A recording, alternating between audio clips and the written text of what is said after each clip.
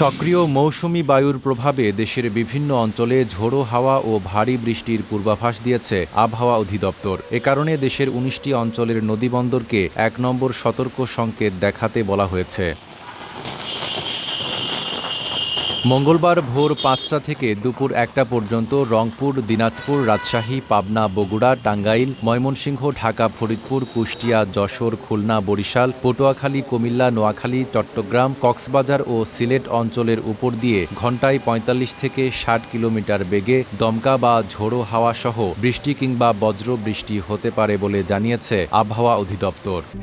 RICL TMX, যুগের পর যুগ স্থাপনা থাকে মজবুত।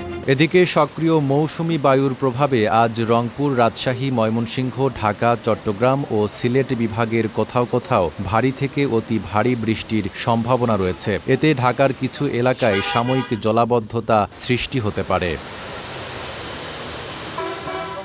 আবহাওয়া অধিদপ্তর আরও জানিয়েছে, আজ সন্ধ্যা পর্যন্ত দেশের অধিকাংশ এলাকায় বৃষ্টি অব্যাহত থাকতে পারে। একই সঙ্গে দিনের তাপমাত্রা সামান্য কমলেও রাতের তাপমাত্রা প্রায় অপরিবর্তিত থাকতে পারে।